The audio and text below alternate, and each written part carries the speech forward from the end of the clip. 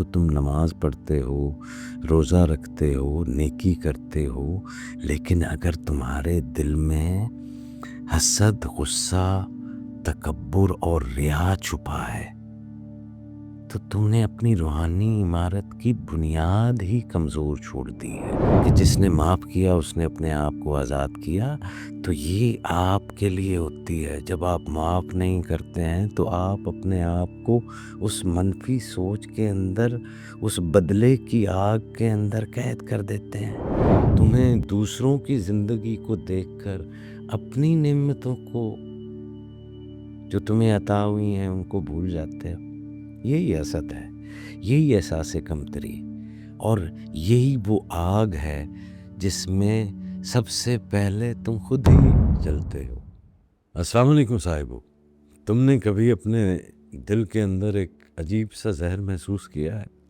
جب کسی کی خوشی تمہیں چبھتی ہے، کسی کی کامیابی تمہیں جلا دیتی ہے، کسی کی مسکراہٹ تمہارے اندر شور برپا کر دیتی ہے، تو یہ تم نہیں ہو، یہ تمہارا نفس امارہ ہے۔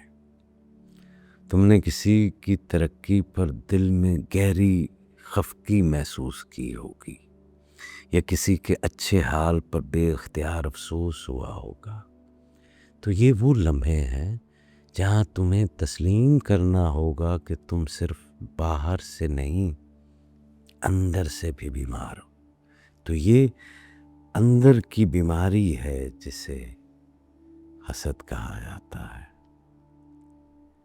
صوفیاء کہتے ہیں کہ سب سے بڑی جنگ باہر نہیں، اپنے اندر ہوتی ہے۔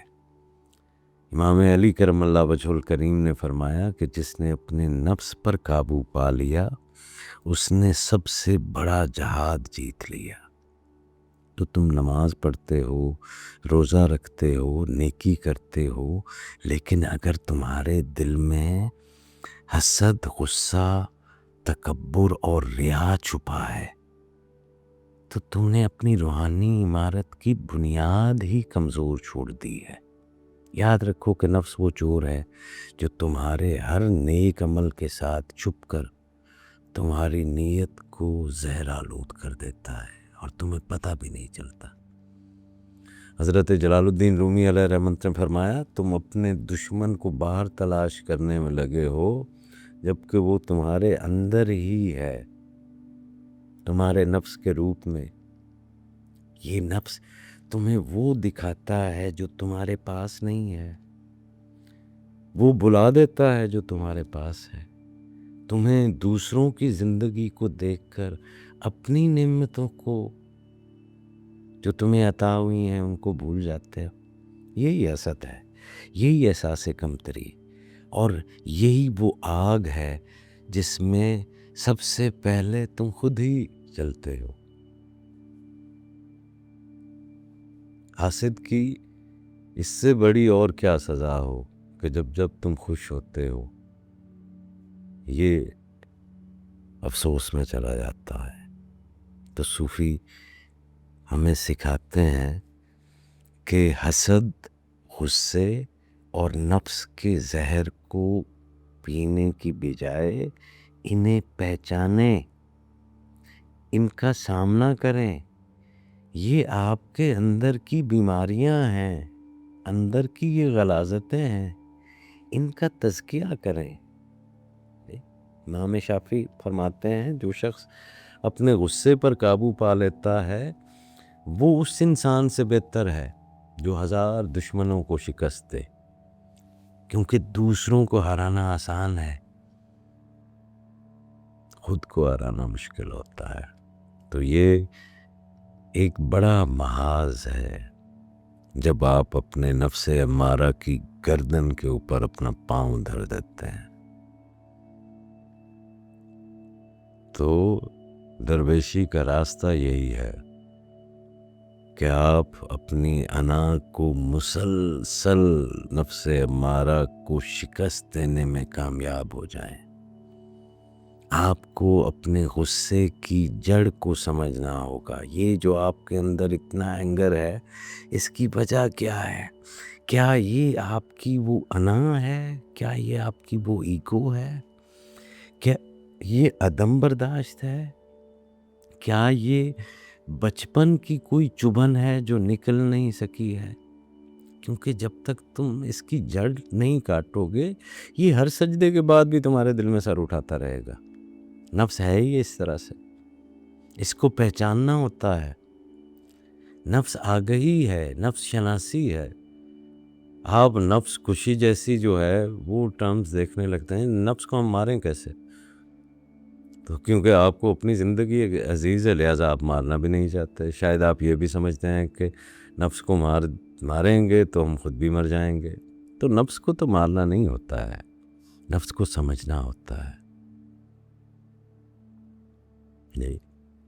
یہ ایک سفر ہے، اس کے اوپر آپ کو چلنا ہوتا ہے۔ تو نفس آپ کو بلند بننے کے خواب دکھاتا ہے، مگر وہ تمہیں حقارت کے راستے سے گزارتا ہے۔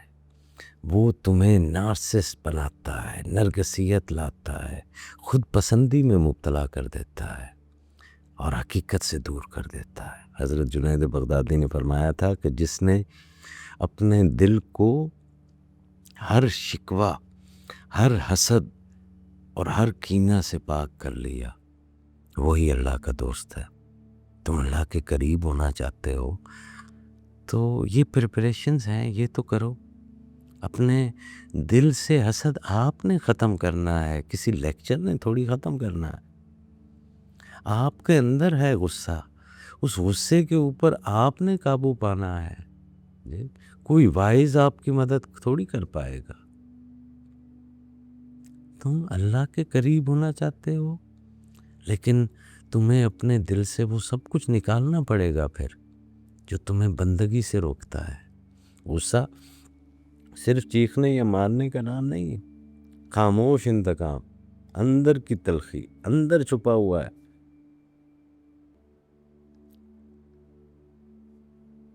الفاظ میں، دل میں دبی ہوئی ناراضگیاں، یہ سب غصے کے ہی روپ ہیں۔ یہ چیخنا چلانا تو جو ہے یہ تو اس غصے کا اظہار ہے۔ وہ لوگ جو چیخ چلا نہیں رہے، آپ کیا سمجھ رہے ہیں کہ ان کے اندر غصہ نہیں ہے؟ نہیں، ان کے اندر بھی غصہ ہے، وہ صرف غصے کا اظہار نہیں کر رہے ہیں۔ تو غصے کا اظہار ایک چیز ہے، وہ بہت ہی بری حالت ہے جی، لیکن غصہ دل کے اندر ہے تو وہ بیماری کی صورت میں ایک اندر موجود تو ہے، اس کو ایڈریس نہیں کرنا کیا؟ یہ سب غصے کے روپ ہیں۔ تو تمہیں معاف کرنا سیکھنا ہوگا، چاہے وہ شخص تمہارے معافی مانگے بغیر ہی تمہیں چھوڑ گیا ہو، کیونکہ معافی جو ہے یہ دوسروں کے لیے نہیں ہوتی۔ مولا علی کرم اللہ وجہ نے فرمایا نا کہ جس نے معاف کیا اس نے اپنے آپ کو آزاد کیا، تو یہ آپ کے لیے ہوتی ہے۔ جب آپ معاف نہیں کرتے ہیں تو آپ اپنے آپ کو اس منفی سوچ کے اندر، اس بدلے کی آگ کے اندر قید کر دیتے ہیں۔ معافی آپ کے دل کو سکون بخشتی ہے۔ تو جب آپ معاف کر دیتے ہیں تو آپ اپنا دل ان منفی جذبات سے خالی کر دیتے ہیں، اور اس دل میں جب منفی جذبے نکلنے لگ جاتے ہیں، منفی اثرات دور ہونے لگ جاتے ہیں، تو وہ ڈیوائن لائٹ آنے لگتی ہے، وہ اللہ کا نور اترنے لگتا ہے۔ اور یہ جو حسد ہوتا ہے نا، یہ وہ زہر ہے جو تمہاری ہر دعا میں رکاوٹ بنتا ہے۔ وہ تمہیں اس رب پر شک میں مبتلا کرتا ہے جس نے تمہیں وہ دیا جو کسی اور کو نہیں دیا۔ اس کے بارے میں آپ شک میں پڑ جاتے ہیں۔ اگر تمہیں کسی کی کامیابی تکلیف دیتی ہے تو جان لو کہ تم اپنے نصیب پر راضی نہیں ہو جی، تم اللہ کی تقسیم پہ راضی نہیں ہو، اور جو اپنے نصیب پر راضی نہ ہو، جو اللہ کی تقسیم پر راضی نہ ہو، وہ کبھی شکر نہیں کر سکتا، اس کو گریٹیچیوڈ نہیں مل سکتا۔ رب کی تقسیم پر راضی ہونا ایمان کی علامت ہے۔ وہ جو تسلیم والے ہیں وہ اس تقسیم پر راضی ہوتے ہیں، اور تقسیم پر راضی ہونا ہی جو ہے وہ تسلیم کے اندر لے جاتا ہے۔ تو اپنے دل کا احتساب کیجیے، یہ جو چھپے ہوئے احساسات ہیں نا حسد کے، یہ جو آپ کے اندر ایک دبا ہوا غصہ ہے پتہ نہیں کب کا، یہ جو آپ کے نفس کے اندر کی خود پسندی ہے، تو ان کو سمجھنے کی کوشش کیجیے۔ آپ دنیا بھر کی لائبریریاں جو ہے وہ تلاشتے رہتے ہیں جی، 7 habits of the most influential people پڑھتے رہتے ہیں۔ اپنی کتاب کو پڑھیے، سب سے اہم کتاب خود آپ کی اپنی کتاب ہے، اور اس کتاب کے پنوں کے اوپر جو بھی لکھا ہے وہ زیادہ تر آپ نے خود لکھا ہے۔ اس تحریر کو پڑھیے کہ وہ کتنی شکستہ ہے۔